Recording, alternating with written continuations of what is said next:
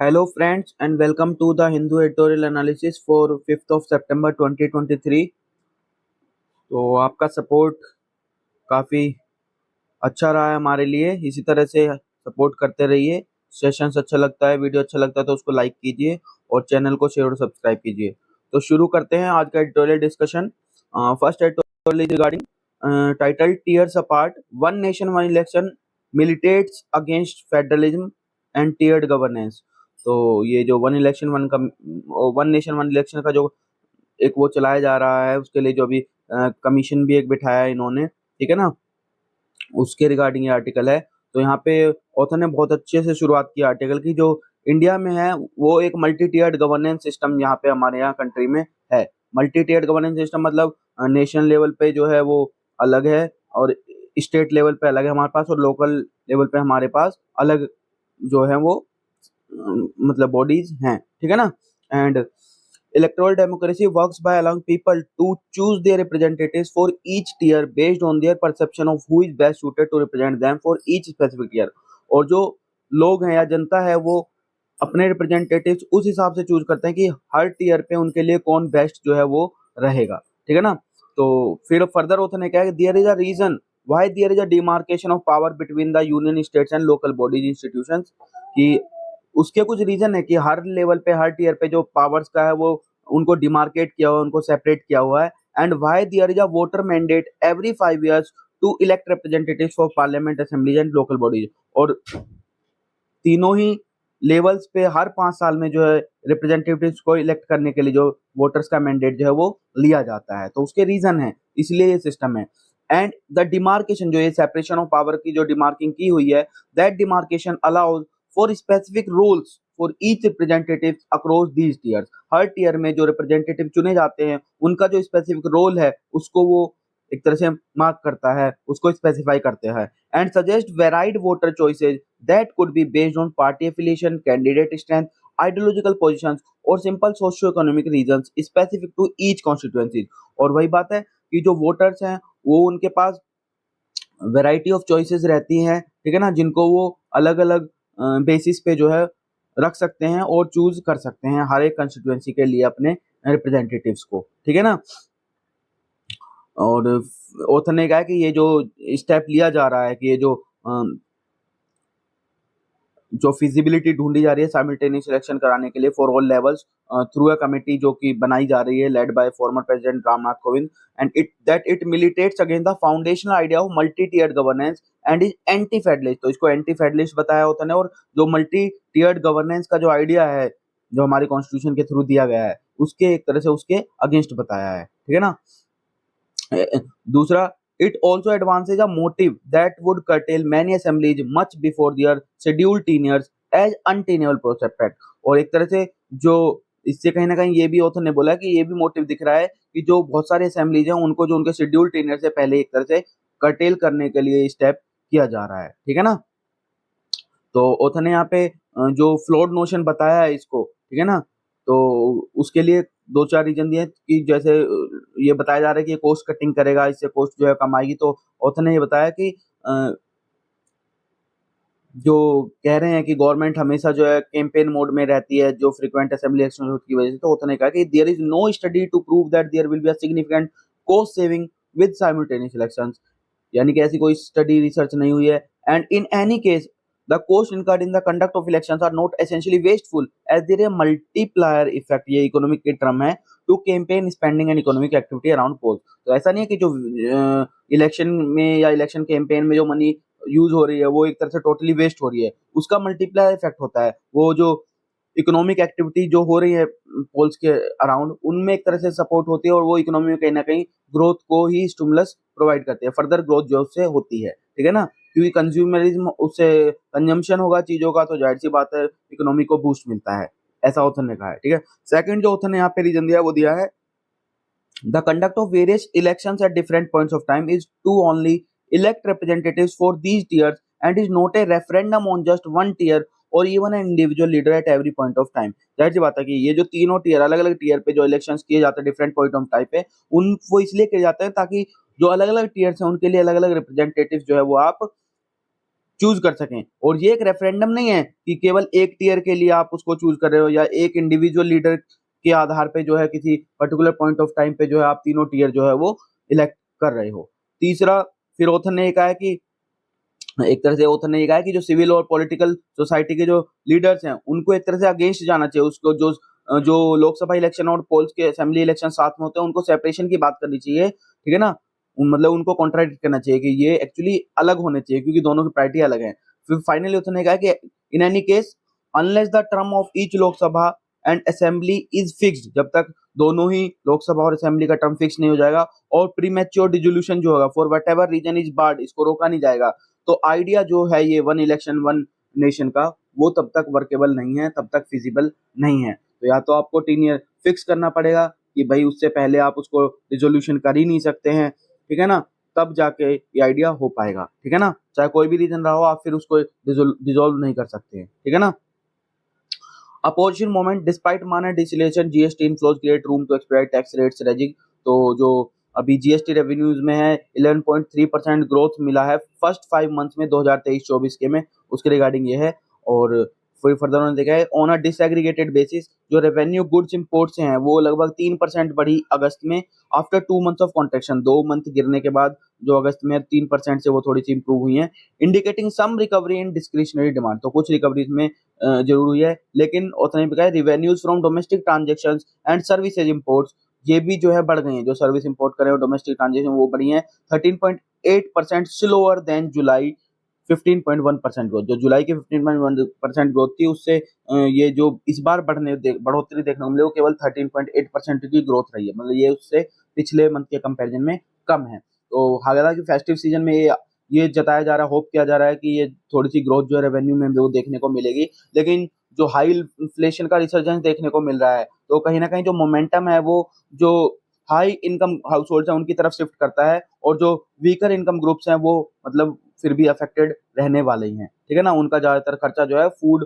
Items के ही तरफ होने वाला है और बाकी आइटम्स पे उनकी स्पेंडिंग कम होने वाली है, ऐसा उन्होंने बताया, ठीक है ना। ओवरऑल ट्रेजेक्टरी की अगर बात करें जीएसटी रेवेन्यूज की तो ये it has boosted by a crackdown on evasion and fake registrations is buoyant and should dilute concerns about underwhelming collections in initial years of the tax. कि उनकी वजह जो फेक रजिस्टेंस या इवेजन की वजह से जो ओवरऑल जीएसटी रेवेन्यू है वो बूस्ट हुआ है उसके बाद, ठीक है ना।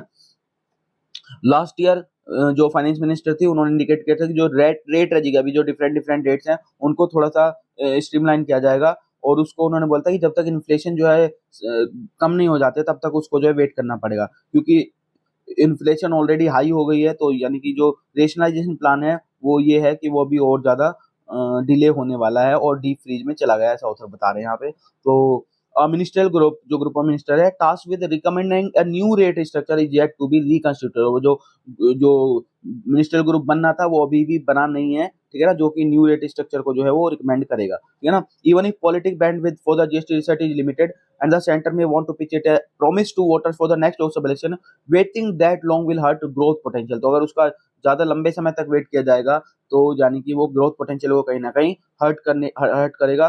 तो उसने यही कहा है कि जो डायलॉग है स्टेट्स के साथ that must be continued by reviving the GoM. तो जो ग्रुप ऑफ मिनिस्टर बनना था उसको आप रिवाइव कीजिए, उसको कंस्टिट्यूट कीजिए, रादर देन स्टार्टिंग अफ्रेश और डिले लेटर। एक साल बाद उसको अफ्रेश स्टार्ट करने से बेटर है कि उस पर जो है स्टेट्स के साथ टॉक करनी चाहिए और उस ग्रुप को बनाने के लिए जो है काम फटाफट किया जाना चाहिए, ठीक है ना। तो ये ऑथर ने बताया है। आगे बढ़ते हैं। आज का लीड आर्टिकल वही था जो डिस्ट्रैक्शन बैलून बताया है इसको, the winds of federalism one nation one election वाले प्रपोजल को ऑथर ने बताया। तो यहाँ पे ऑथर ने जो 3-4 रीजंस दिए हैं कि किस तरीके से ये जो है डिस्ट्रैक्शन बैलून है उसकी बात की है ऑथर ने। तो there is a fundamental difference between the two. जो स्टेट्स की बात करते हैं और इंडिया की बात करते हैं कि इंडिया जो है वो इलेक्शन मोड में चला जाता है हर साल, तो उतने कहा कि इंडिया नहीं जाता, स्टेट्स जो है जिस पर्टिकुलर स्टेट में इलेक्शन होने वाले हैं वो इलेक्शन मोड में जाता है, ठीक है ना। और जो स्टेट की ऐसा नहीं है कि सारी पार्टी उससे इफेक्ट हो रही हैं। तो उतने यहाँ पे दो एग्जांपल भी दिए हैं कि अगर मान लो इलेक्शन बंगाल में है तो वहां पे तृणमूल कांग्रेस भारत बीजेपी और लेफ्ट जो है वो कॉन्टेस्ट कर रही हैं। तो जो बाकी जैसे साउथ इंडिया में जो पार्टीज हैं जैसे कि तमिलनाडु जो गवर्न हो रहा है वो डीएमके और एआईडीएमके वहां पे जो है, तो उनसे कोई फर्क नहीं पड़ने वाला है उन स्टेट पे जो दूसरी पार्टी उनको एक तरह से गवर्न कर रही है। दूसरा उतना नहीं बताया कि अगर मान लो असम में इलेक्शन हो रहा है वहां पे मॉडल कोड ऑफ कंडक्ट लगा हुआ है, तो वो गुजरात में डेवलपमेंट प्रोजेक्ट जो चल रहे हैं उनको तो अफेक्ट नहीं करेगा। मतलब मॉडल कोड ऑफ कंडक्ट जिस पर्टिकुलर कॉन्स्टिट्यूएंसी या पर्टिकुलर स्टेट में लगा हुआ है सिर्फ वहीं पे अफेक्ट होता है, बाकी जो रीजन्स है या बाकी स्टेट्स हैं वहां तो डेवलपमेंट प्रोजेक्ट्स हो सकते हैं, वहां पे डेवलपमेंट वर्क कोई होल्ड नहीं होता है। So when there are elections in few states, India is not in election mode, some of India's states are. तो उसने वही बताया कि अगर कुछ स्टेट्स में इलेक्शन है तो इंडिया इलेक्शन मोड में नहीं आ जाता है, कुछ इंडिया के स्टेट जो है वो सिर्फ इलेक्शन मोड में रहते हैं। All of India's major political parties are not in election mode, only some are. तो सारी की सारी मेजर पॉलिटिकल पार्टी जो है वो इलेक्शन मोड में नहीं आ जाती, केवल कुछ ही इलेक्शन मोड में आती है। तो पहला रीजन तो ऑथर ने ये दिया है। दूसरा ऑथर ने बोला है कि जो वन इलेक्शन आइडिया है, it is only for the convenience of the BJP's campaign and smacks of arrogance and ignorance of India's political diversity। तो कहीं ना कहीं ये जो पॉलिटिकल डाइवर्सिटी को इग्नोर करते हुए दिखाई देता है, ऐसा उन्होंने बताया। और एक पर्टिकुलर पार्टी जो है सिर्फ अपने कन्वीनियंस के लिए कि अपने कैंपेन्स जो है वो उनके जो चीफ इलेक्शन जो कैंपेनर्स हैं वो फिक्स हैं, तो उसकी वजह से जो है उनका जो काम है वो बढ़ जाता है, तो उसको सिर्फ ध्यान में रख के ये किया जा रहा है। ऑथर ने दूसरा ये रीजन बताया है। तीसरा जो ऑथर ने बोला है वो बताया it is an attack on and an affront to India's federalism पे, कहीं ना कहीं इंडिया के फेडरलिज्म पे अफेक्ट है, क्योंकि जो आज के एग्जांपल यहाँ पे दिया कि जो इलेक्टेड चीफ मिनिस्टर है स्टेट का, उसके पास पावर है कि वो रिकमेंड कर सकता है dissolution of their state legislature और अर्ली इलेक्शन की वो मांग कर सकता है। And breaking the cycle of simultaneous state and parliament election in the state जो कुछ है अभी भी, मान लो उनका इलेक्शन जो साथ में हो रहा है लोकसभा के साथ में असेंबली का भी इलेक्शन हो रहा है, तो वो चाहें तो अर्ली इलेक्शन करा के इसको ब्रेक कर सकते हैं। लेकिन अगर वन इलेक्शन वन वो हो जाएगा, मतलब एक साथ साइमल्टेनियस इलेक्शन होंगे, तो ये वाली पावर्स जो चले जाएंगी। तो why should these powers be taken away from the states and only the union government have the power to dictate the election schedule for every state. हर स्टेट के लिए सिर्फ यूनियन गवर्नमेंट ही क्यों इलेक्शन शेड्यूल तैयार कर पाएगा, उसकी state की पावर्स क्यों ली जा रही है, मतलब फेडरल स्ट्रक्चर को एक तरह से क्यों तोड़ा जा रहा है। This is yet another blow to India's federalism, और ये इंडिया का जो फेडरलिज्म है जिसकी हम बात करते हैं उसके लिए एक और ब्लो है। ऑलरेडी काफी सारे ब्लो इंडिया के फेडरलिज्म को दिए जा चुके हैं, ऑथर ये कहना चाह रहे हैं, ठीक है ना। मिसलीडिंग आर्ग्यूमेंट्स की बात करी है, ठीक है ना। आर्ग्यूमेंट ये दिया गया था कि 1951-52 से 1967 तक जो है वो साइमल्टेनियस इलेक्शन हुए थे, ठीक है ना, और ये अप्रोप्रिएट बताया जा रहा है कि उसी सिस्टम पे जो है वापस चला जाए। लेकिन ऑथर ने यहाँ पे बोला कि that was not by design but by happenstance, वो एक बाय चांस की बात थी कि ऐसा हुआ, क्योंकि सारे स्टेट जो है started off the block at the same time, सबने एक साथ ही शुरू किया था, कॉन्स्टिट्यूशन उस टाइम बना था, तो इलेक्शन जाहिर सी बात है एक ही टाइम पे होंगे। And had stable tenures in the first two tickets after independence, और इंडिपेंडेंस के बाद 2 टेन्योर तक उनका सबका स्टेबल रहा। उसके बाद जैसी जैसी जरूरत हुई स्टेट्स ने अपने अपने उसको डाइवर्स पॉलिटिकल रिप्रेजेंटेशन जो है वो होती चली गई, और रीजनल पार्टी जो है मशरूमिंग होती गई उनकी, और जो डिमांड्स थी वो स्टेट्स की उस अकॉर्डिंग वो चेंज होती गई, और शेड्यूल जो है वो चेंज होते चले गए, ठीक है।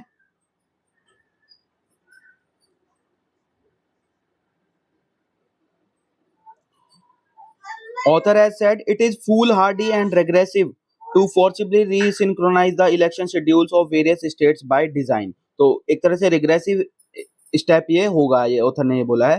फिर जो अगला रीजन ऑथर ने दिया है कि जो कोस्ट सेविंग का जो साइट किया जा रहा है रीजन कि कॉन्करेंट इलेक्शंस होंगे तो उससे कोस्ट सेविंग जो होगी, something that even knowledgeable political commentators fall for but one that is deceptive. तो इसको भी डिसेप्टिव बताया ऑथर ने, कि ऑथर ने ये बोला है कि जो अगर देखें इस नीति आयोग की या फिर जो इलेक्शन कमीशन है उसके जो डाटा है वो ये बताता है कि लगभग जो 5 ईयर की साइकिल होती है इलेक्शंस की, पार्लियामेंट इलेक्शन की, उस पे जो कॉस्ट आती है वो 10 रुपए पर वोटर पर ईयर आती है। तो नीति आयोग की रिपोर्ट में देखें तो अगर इन मतलब इलेक्शंस को सिंक्रोनाइज कर दिया जाएगा तो कॉस्ट हो जाएगी वो इक्विवेलेंट टू आएगी 5 रुपी पर वोटर पर डे, ठीक है ना। और जाहिर सी बात है इफ एनी अगर शॉर्ट टर्म में देखें तो साइमल्टेनियस इलेक्शंस अगर कराएंगे आप तो जो कॉस्ट है वो आपको ज्यादा स्टाफ डिप्लॉय करना पड़ेगा, वहां पे आपको large number of electronic voting machines भी लगानी पड़ेगी, कंट्रोल यूनिट लगानी पड़ेगी, तो कहीं ना कहीं वो भी आपका खर्चा उसमें बढ़ जाएगा। तो ऑथर ने फाइनली ये इसके रिगार्डिंग ऑथर ने कहा है it is laughable to imply that India's federalism needs to be subverted, political diversity thwarted and the constitutional structure amended to save ₹5 for every voter in a year। तो हर साल एक voter पे 5 रुपए बचाने के लिए जो फेडरलिज्म को है उसको सबवर्ट कर दिया जाए, पॉलिटिकल डाइवर्सिटी जो है उसको एक तरह से खत्म कर दिया जाए, और जो कॉन्स्टिट्यूशनल स्ट्रक्चर है उसको अमेंड कर दिया जाए, ठीक है ना। तो ऑथर ने ये कहा कि ये एक मतलब हंसी वाली बात है, इसको ऑथर ने ऐसे बताया है।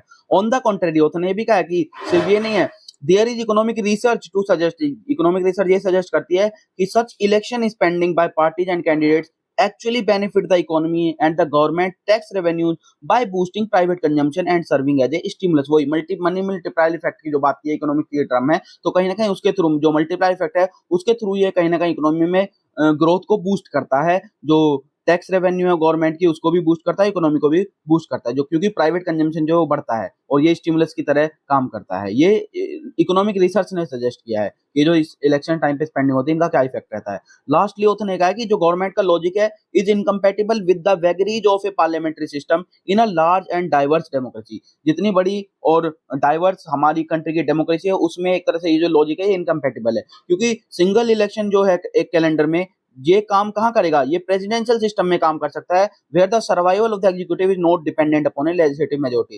जहां पे जो एग्जीक्यूटिव का सर्वाइवल है वो लेजिस्लेटिव मेजोरिटी पे डिपेंड नहीं करता है। लेकिन इंडिया में पार्लियामेंट्री डेमोक्रेसी है, पार्लियामेंट्री सिस्टम है, तो उसमें ये उसके साथ ये कंपेटेबल नहीं हो पाता है। ये ऑथर ने लास्ट रीजन दिया है। तो this is it regarding this discussion.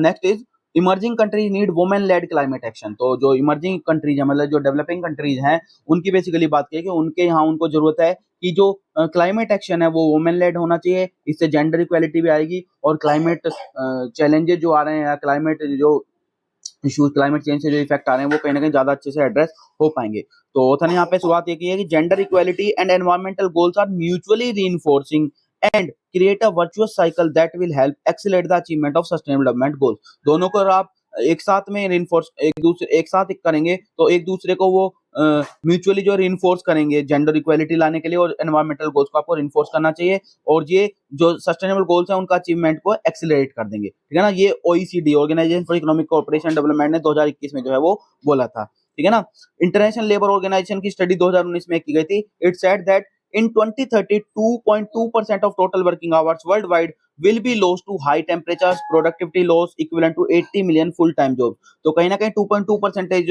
Total working hours हैं वो वर्ल्ड वाइड लॉस होने वाले हैं ड्यू टू हाई टेम्परेचर्स। ठीक है ना, फिर यूनाइटेड नेशन ने 2009 की अपनी स्टडी में हाईलाइट किया था that across the genders women are considered to be highly vulnerable and disproportionately affected by climate change then men to the impact of climate change. जो क्लाइमेट चेंज का impact है उससे वुमेन डिस्प्रोपोर्शनेटली अफेक्ट होती है in comparison to main. ठीक है ना, दूसरा ये जो रिस्क है ये लो इनकम कंट्रीज में ज्यादा फील किया जाता है। जो वुमेन है developing and less developed countries में स्पेशली लो इनकम एरियाज जो हैं these are more vulnerable to climate change because क्योंकि उनकी जो डिपेंडेंस है on natural resources and labour intensive work जो है वो वहां पे ज्यादा डिपेंडेंट है लेबर इंटेंसिव वर्क पे या नेचुरल रिसोर्सेज पे। इसलिए जो लो इनकम कंट्रीज वाले रीजन में जो वुमेन है वो ज्यादा वल्नरेबल है to climate change risk.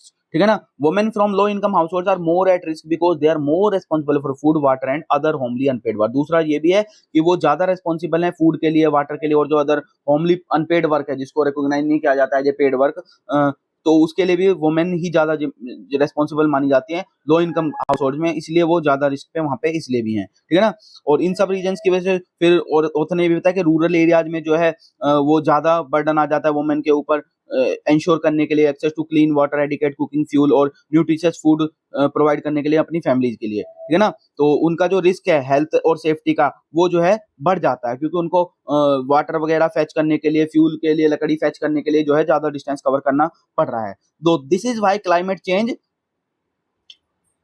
Has a disproportionate effect on rural women. तो रूरल वुमेन पे और ज्यादा डिस्प्रोपोर्शनेट इफेक्ट जो है वो क्लाइमेट चेंज का है।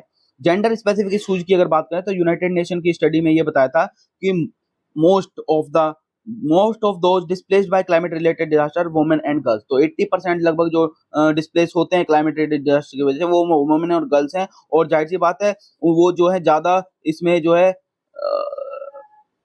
डिफिकल्टीज फेस करते हैं during and after natural disasters. ठीक है ना, तो यहाँ पे ये बताया इसमें कि जो यूनाइटेड नेशन पॉपुलेशन फंड की स्टडी थी उसमें ये पाया गया था कि separation from social network, a higher risk of gender based violence and decreased access to employment, education and essential health services such as sexual and reproductive health care and psycho social support are just some gender specific issues women face. कि ये जो भी natural disaster के बाद जो separation हो जाता है सोशल नेटवर्क से, वो जो जेंडर बेस्ड वायलेंस का ज्यादा रिस्क है, जो एम्प्लॉयमेंट के लिए एक्सेस है, एजुकेशन है, एसेंशियल हेल्थ सर्विस है, वो उनके पास डिक्रीड एक्सेस है, और sexual reproductive health care, psycho social support है, वो सारे के सारे जेंडर स्पेसिफिक इशूज हैं जो कि वुमेन फेस करती हैं, ठीक है ना। फिर ऑथर ने सजेशंस दिए हैं कि जो है वुमेन के एजुकेशन में और ट्रेनिंग में जो है इन्वेस्टमेंट ज्यादा करना चाहिए। तो जो क्लाइमेट चेंज है is also link to women equality. अगर हम एस्टिमेट्स की बात करें तो 130 मिलियन पीपल जो है could be pushed into poverty by 2050 due to climate change, risks, natural disasters and food inflation impacting women inequality. तो जाहिर सी बात है 130 मिलियन पीपल जो है वो पुश होंगे और वुमेन में जो इनइक्वालिटी है वो इससे ज्यादा बढ़ेगी। तो ऑथर ने यहाँ पे सजेस्ट दो चीजें की हैं। पहला ये कि आप इन्वेस्टमेंट करना चाहिए वुमेन के एजुकेशन में, ट्रेनिंग में, और access to resources are essential if we are to resilient to impact of climate change. अगर क्लाइमेट चेंज के इम्पैक्ट को रेजिलिएंट बनाना है तो इन चीजों में इन्वेस्ट करने की जरूरत है, वुमेन के एजुकेशन पे, ट्रेनिंग पे, और रिसोर्स की जो उनको एक्सेस है उस पे। दूसरा एग्जांपल इसमें ऑथर ने यहाँ पे दिया है, इसी में जो सेवा का एग्जांपल दिया जो इंडिया में है, सेल्फ एम्प्लॉयड वुमेन्स एसोसिएशन। वो एक तरह से वो टीच करते हैं वुमेन फार्मर्स को how to respond to shifting climate patterns to support themselves better financially. अपने आप को कैसे फाइनेंशियली बेटर सपोर्ट कर सकें शिफ्टिंग जो क्लाइमेट पैटर्न्स के अकॉर्डिंग, एग्रीकल्चर फार्मर्स जो है वो अपने आप को शिफ्ट कर सकते हैं एग्रीकल्चर एक्टिविटीज को। फिर दूसरा ऑथर ने जो यहाँ पे सजेशन दिया वो ये है कि वुमेन का जो पार्टिसिपेशन है क्लाइमेट पॉलिसी डिसीजन मेकिंग में उसको बढ़ाना चाहिए at all levels, and it is crucial for effective climate change mitigation and adaptation strategy as well as getting decent employment. उनको डिसेंट एम्प्लॉयमेंट भी इससे प्रोवाइड होगा। जाहिर सी बात है जो इफेक्टिव जो क्लाइमेट चेंज मिटिगेशन की हम बात करें, एडेप्टेशन की स्ट्रेटेजी की बात करें, तो उसमें भी उनका हर लेवल पर उनका पार्टिसिपेशन जो है वो क्रूशियल रोल प्ले करने वाली है, ठीक है ना। Gender parity in decision making bodies essential. इसी के सपोर्ट में उन्होंने बोला कि जो जो डिसीजन मेकिंग बॉडीज में है उनको में वुमेन को पार्ट बनाइए और जेंडर पैरिटी वहां पे भी आप लेकर आइए। तो फाइनली उन्होंने कंक्लूड किया we can say that developing and emerging countries urgently need women led climate action. जो क्लाइमेट एक्शन लीड किया जा रहा है उसमें वुमेन लेड होना चाहिए, इसकी अर्जेंट जरूरत है। आगे देखते हैं ओपिनियन में आया था living in the age of moral dystopia. तो मोरल डिस्टोपिया बेसिकली ऑथर ने यहाँ पे जो डिफाइन किया वो क्या है, a normless era where it is difficult for men and women to be human and convenient for the state to be less than neutral, just and fair। तो इस सिचुएशन को ऑथर ने बताया मोरल डिस्टोपिया, ठीक है ना। यहाँ पे फर्दर ऑथर ने कहा है नाउ आज की और प्रेजेंट सिनेरियो की बात करें तो value system has changed and shared living is no longer a cherished ideal for millions of people के लिए जो शेयरिंग थी, शेयर्ड लिविंग थी, वो अब कोई आइडियल नहीं रह गया है और वैल्यू सिस्टम जो है वो काफी बदल गया है, ठीक है ना। कन्फॉर्मिज्म इज द नॉर्म टुडे। आज का जो नॉर्म हो गया है वो कन्फॉर्मिज्म का रह गया है। Humanism, justice and freedom have all been consigned to the deep freeze to be retrieved at some indefinable point in future. तो ये सारी चीजें जो हो एक तरह से डीप फ्रीज में चले गए हैं, ठीक है ना। ह्यूमनिज्म, जस्टिस और फ्रीडम की बातें अब खत्म हो गई हैं और अब जो नॉर्म रह गया वो कन्फॉर्मिज्म रह गया है, ठीक है ना। Today we wish to hold to account a king or an invader for the ignominy he probably did some 400 or 1000 years ago, but we find our lips glued together when it comes to seeking justice for victims in Manipur और हरियाणा। तो हम 400 या 1000 साल पहले किसी राजा ने जो invader ने जो एक तरह से इग्नोमिनी की थी, हम उसको तो अकाउंटेबल करने के लिए तैयार हैं कि उसको अकाउंटेबल करें, लेकिन जो प्रेजेंट सिचुएशन में जो विक्टिम्स हो रहे हैं, जैसे कि अभी रिसेंट इंसिडेंट्स हुए हैं, मणिपुर में वायलेंस हुआ है, हरियाणा में इंसिडेंट्स हुए हैं वायलेंट के, उन पे जो है हम एक तरह से हमारे लिप्स जो है वो ग्लू हो जाते हैं, ठीक है ना, हम कुछ नहीं बोलते हैं, ऐसा ऑथर यहाँ पे बोल रहे हैं।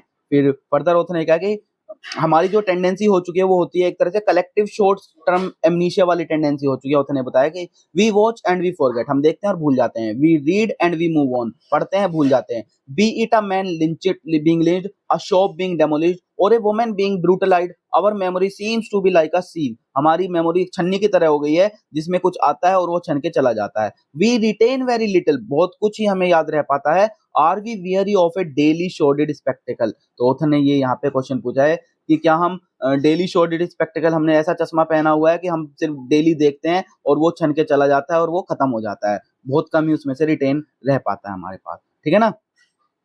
फिर ऑथर ने फर्दर ये भी बोला है people often make videos but few attempt to save the life of innocent people. Innocent peoples की लाइफ को बचाने में ध्यान नहीं दिया था, लोग वीडियो बनाने लगते हैं उसको फिर पोस्ट करते हैं, ठीक है ना, वो सारा काम हो रहा है, ये वाली टेंडेंसी हो गई है। ऑथर ने बताया है the ferocity of destruction through bulldozers, the bestiality of mob lynchings, the brutalization of a large segment of our population. We have seen it all, quietly may even wearily. हम ये सब देख रहे हैं. तो anomie is a lived experience in new India. और new India में अगर देखें तो एनोमी जो है, ठीक है ना, एनोमी मतलब वही कन्फॉर्मिज्म वाली बात की है, मतलब एनोमी दूसरे से के साथ क्या हो रहा है उससे हमें कोई फर्क, दूसरे को कोई फर्क नहीं पड़ता, वो वाली बात है. सेल्फ सेपरेशन वाली एक फीलिंग जो आ गई है, वो एक लाइव एक्सपीरियंस है, नए इंडिया में देखने को मिल रहा है. तो दिस इज इट.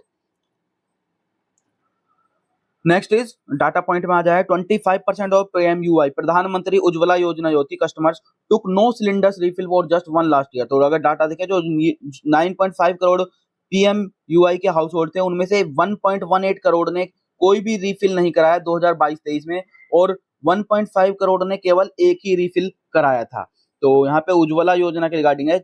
ये स्कीम जो है it was aimed to make LPG gas cylinders available to rural and deprived household. जो डिप्राइव्ड हाउसहोल्ड और रूरल हाउसहोल्ड थे उनको LPG गैस सिलेंडर्स अवेलेबल की बात करानी गई थी. उनको जो सब्सिडाइज रेट पे जो है वो सिलेंडर रिफिल भी किया जाता था, लेकिन वो है कि क्योंकि सब्सिडाइज सिलेंडर के रेट भी काफी महंगे हुए हैं पिछले टाइम में, और इवन अब भी देखें तो अगर सब्सिडी जो रिसेंट 200 रुपए कम भी किए हैं सिलेंडर के, उसके बाद भी जो प्राइस आ रहा है वो 903 रुपीज आ रहा है एक सिलेंडर पे, ठीक है ना. तो 1 in 9 PMU बेनिफिशियरी और over 1.18 crore household vote to no refill cylinder at all. वो हमने बता दिया ऊपर जो ये चार्ट 1 में यही डाटा किया कि 1.5 करोड़ ने से केवल एक रिफिल कराया, 1.18 करोड़ ने कोई रिफिल नहीं कराया लास्ट ईयर में, ठीक है ना. और ये डाटा जो ऑब्टेन किया गया ये मल्टीपल RTI क्वेरीज के थ्रू जो है तीन जो लार्ज मेजर गैस कंपनीज है IOCL, BPCL और HPCL, उनके डाटा से ये बनाया गया है, ठीक है ना.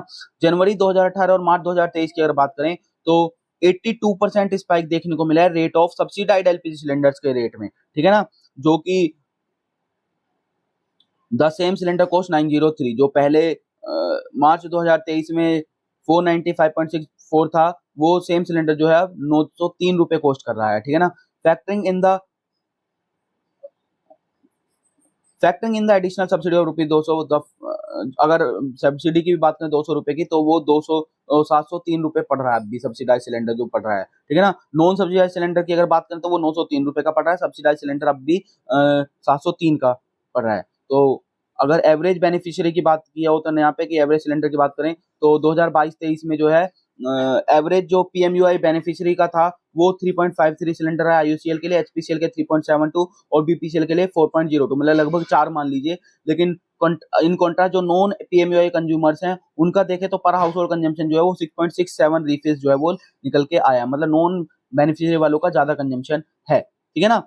Over 70% of the LPG retail price in Delhi is determined by the international free on board price of LPG. तो free on बोर्ड प्राइस जो है वो LPG से डिटरमाइन होता है LPG रिटेल प्राइस को. FOB क्या है? FOB is a weighted average of the Saudi Aramco contract price for butane and propane. इसके लिए जो वेटेड एवरेज प्राइस जो है वो निकाला जाता है, उससे FOB जो है वो बताता है, और उस FOB से जो है रिटेल प्राइस जो है वो तय होता है. तो FOB प्राइस अगर हम LPG का देखा वो राइजिंग ट्रेंड पे रहा था सिंस मई 2020 से, और FOB प्राइस जो है वो रैपिडली फॉल हो रहा है सिंस अप्रैल 2022 से. और इसी वजह से जो रिसेंट ये हुआ है जुलाई 2023 में जो अनाउंसमेंट हुई थी ये सब्सिडी की, तो उसके टाइम पे जो FOB प्राइस थे वो कूल डाउन हो गया था to a new low of $385 पर मीट्रिक टन बाय जुलाई 2023, ठीक है ना.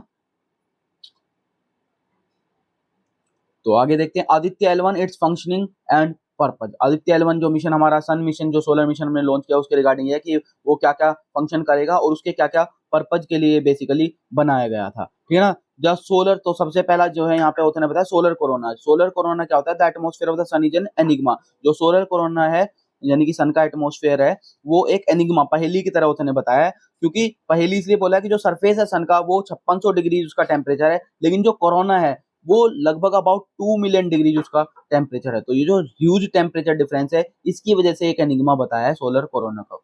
तो ऑब्जर्वेशंस जो होंगी आदित्य L1 के थ्रू, it will help us understand the dynamics of the sun and how solar variability impact the climate on earth and affect the space weather. तो जो ऑब्जर्वेशन है वो इन चीजों पे ध्यान देने वाले कि जो सन के डायनेमिक्स हैं वो, और जो सोलर वेरिएबिलिटी है वो क्लाइमेट को अर्थ पे कैसे इंपैक्ट करती हैं, और जो स्पेस वेदर है उस पे उनका क्या इफेक्ट रहता है, ठीक है ना. मॉनिटरिंग द सन में ऑथर ने बताया कि जो ये लेग्रांज पॉइंट है जिसकी हम बात करते हैं, जहाँ पे L1 बेसिकली लेग्रांज से आया है, तो ये डिस्कवरी की थी मैथमेटिशियन जोसेफ लुइस लेग्रांज ने और L1 जो है it is one of the 5 points located approximately 1.5 million kilometres away where the gravitational forces of the sun and the earth are in equilibrium. ये ऐसा पॉइंट है जहां पे सन का ग्रेविटेशनल फोर्स और अर्थ का ग्रेविटेशनल फोर्स जो है वो इक्विलिब्रियम में पहुंच जाता है, बैलेंस हो जाता है। Hence a spacecraft placed at L1 orbits the sun at the same rate as Earth and affords an uninterrupted view of the sun। और इस पॉइंट पे जो भी इस ऑर्बिट में, इस L1 ऑर्बिट में जो भी स्पेसक्राफ्ट रखा जाएगा वो सन को 24/7 जो है ऑब्जर्वेशन उसकी कर सकता है। ये इस पॉइंट का बेनिफिट रहेगा, ठीक है ना। ठीक है, आगे बात करते हैं। ऑथर ने फर्दर ये कहा है कि जो L1 है वो अभी प्रेजेंटली उसमें सिर्फ जो यूरोपियन स्पेस एजेंसी और नासा का जो सोलर एंड हेलियोस्फेरिक ऑब्जर्वेटरी है सोहो, जो कि सन को ऑब्जर्वेशन कर रही है, वो अभी तक वहां पे है। तो आदित्य L1 जो है उसको ऑब्जर्वेटरी को ज्वाइन करेगा, मतलब इस क्लब में आएगा और जो मिस्ट्री है उनको अनरेवल करेगा regarding the dynamics of the sun, ठीक है ना। तो ये बताया है। दूसरा ये बताया कि जो क्लाइमेट वेरिएबिलिटी उसको अंडरस्टैंड करने के, जैसे कि हार्ट बीट होती है तो solar activity is measured in terms of the number of sun spots. Sun spots के नंबर में जो है सोलर एक्टिविटी को जो है वो हम मेजर करते हैं। सन स्पॉट्स क्या होते हैं बेसिकली, तो डेफिनेशन में आपको याद रखना है। Sun spots are cooler regions on the sun surface. Sun के सरफेस पे जो कूलर रीजन्स है उनको सन स्पॉट्स कहा जाता है। Which increase and decrease in a cycle of 11 year, जो 11 साल की साइकिल में बढ़ते हैं और घटते हैं, ठीक है ना। जब सन एक्टिव होता है तो जो नंबर ऑफ सन स्पॉट्स है is in the hundreds and at solar minimum the numbers are nearly zero. और जब सोलर एक्टिविटी कम होती है तो जो सन स्पॉट्स हैं वो लगभग जीरो हो जाते हैं या कम हो जाते हैं, ठीक है ना। तो सन स्पॉट्स की स्टडी करें। दूसरा जो एक ऑन बोर्ड भेजा गया है वो सूट भेजा गया है। सूट जो 7 पेलोड्स बताए थे ना कल भेजे गए, तो उनमें से एक सूट है solar ultraviolet imaging telescope and it will observe the UV radiation from different zones of the solar atmosphere. Solar atmosphere से जो यूवी रेडिएशन आ रही है डिफरेंट जोन से उनको पड़ेगा, क्योंकि अर्थ का आपको पता होना चाहिए, जो अर्थ का जो स्ट्रेटोस्फेयर जो हमारा एटमॉस्फेयर है वो कहीं ना कहीं यूवी रेडिएशंस को रोक लेता है और वो आने नहीं देता। तो इनकी स्टडी यहाँ पे नहीं हो सकती, इसलिए हमें उससे बाहर जाना पड़ेगा और वहां पे यूवी रेडिएशन की हम स्टडी करेंगे। The onboard intelligence system will detect any sudden appearance of bright spots such as solar flares, a sudden burst of high energy visible light, UV rays, X rays and gamma rays on the disc. इन सबको ये suit जो है वो study करने वाला है, ठीक है ना। फिर फर्दर ऑथर ने यहाँ पे क्या बताया, हाँ जो डाटा आने वाला है सूट से and other papers of Aditya L1 it will help us resolve the contribution of natural and anthropogenic factor driving climate change. तो हमें ये पता चल पाएगा कि किन क्या तो जो नेचुरल फैक्टर्स हैं वो अफेक्ट कर रहे हैं क्लाइमेट चेंज को, और क्या जो है वो एंथ्रोपोजेनिक फैक्टर्स हैं जो क्लाइमेट चेंज जिनकी वजह से हो रहा है। इसकी स्टडी जो हमें ये बताएगी, हेल्प करेगी मतलब इसमें, ठीक है ना।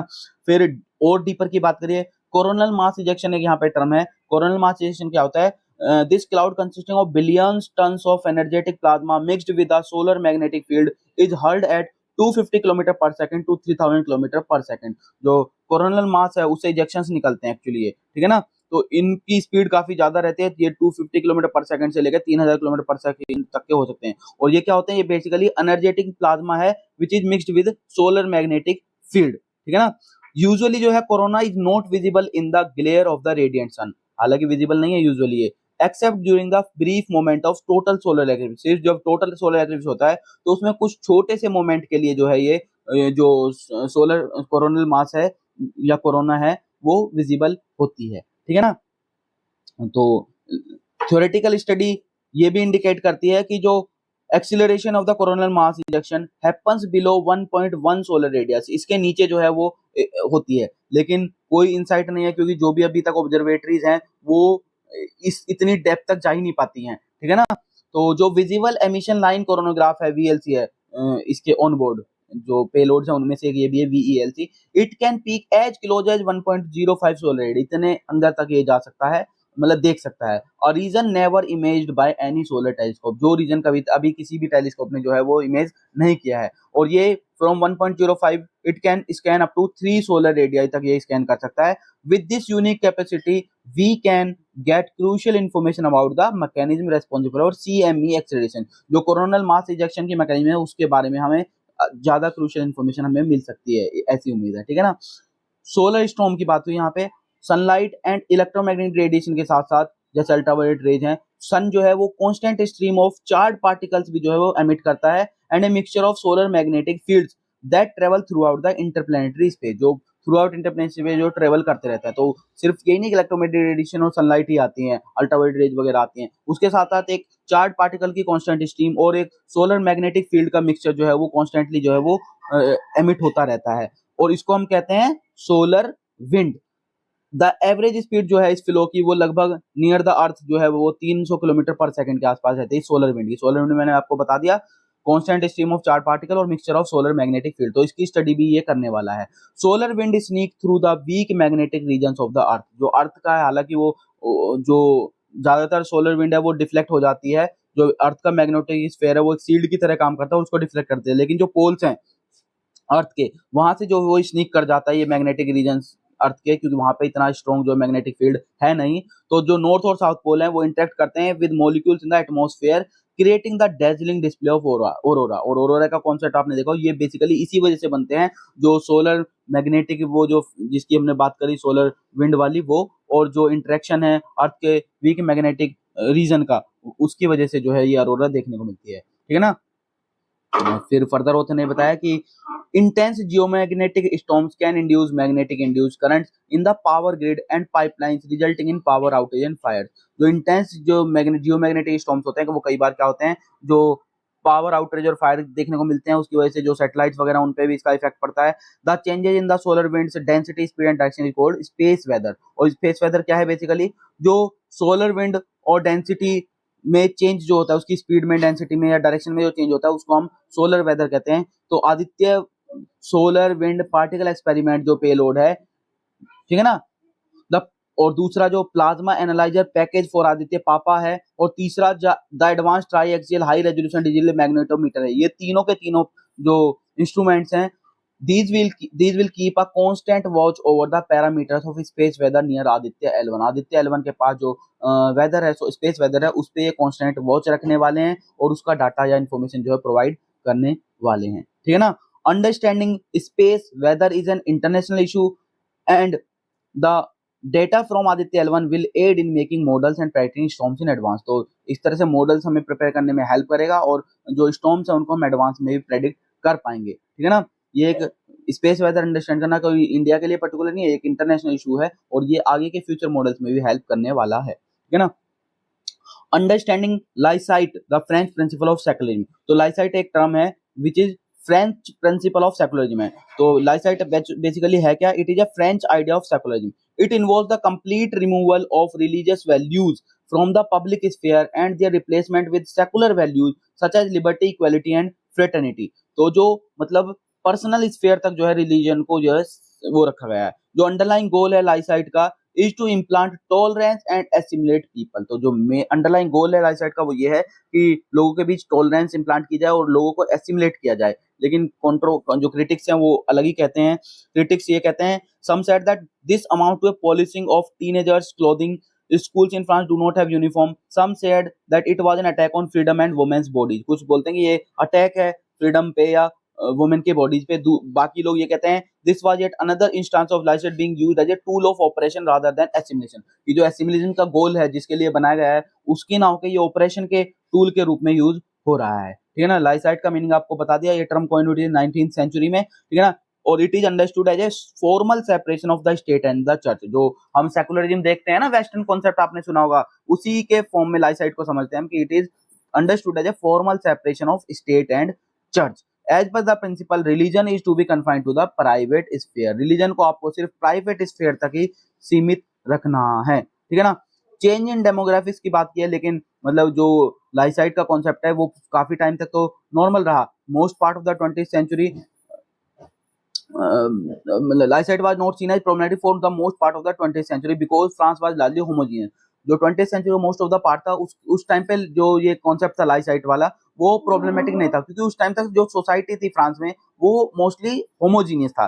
लेकिन उसके बाद कुछ जैसे डेमोग्राफी में चेंज हुए, माइग्रेशन की वजह से इमिग्रेंट्स आ गए, इन्फ्लक्स हुआ उनका, तो उसकी वजह से एपिसोडिक टेंशन देखने को मिली और जो ये इशू है वो कहीं ना कहीं कंट्रोवर्सी में आ गया है। ठीक है ना। उसकी वजह से इश्यूज हुए हैं। Following the recommendation of the Stasi commission which was set up in reflect upon the application licence principle. France में जो है 2004 में लॉ पास हुआ था, which prohibit the wearing of ostentatious symbols that have a clear religious meaning such as Catholic dress, a Jewish kippah or a Muslim headscarf in public spaces। तो public space में आप जो ostentatious symbols हैं जो religious को आपको meaning को symbolize कर रहे हैं उनको वियर करने पे जो बैन लग गया था 2004 के अंदर, ठीक है ना। ये बताया है। डिफरेंट अप्रोच की ऑथर ने बात की। क्वेश्चन ये है, क्वेश्चन जो प्रेजेंटली है वो ये है, whether laicite actually helps people integrate into society और whether it is being used as a tool to oppress communities. वही वाली बात है कि क्या सच में ये इंटीग्रेट करने का काम कर रहा है या सिर्फ एक टूल की तरह यूज किया जा रहा है कम्युनिटीज को ऑप्रेस करने के लिए। तो दिस इज इट। तो ये आज का डिस्कशन था। होप आपको ये डिस्कशन अच्छा लगा हो हमारा और ये इनिशिएटिव भी आपको पसंद आ रहा है। वीडियो को लाइक कर दीजिए अगर आपको ये वीडियो पसंद आई है और चैनल को शेयर और सब्सक्राइब कीजिए। So thank you.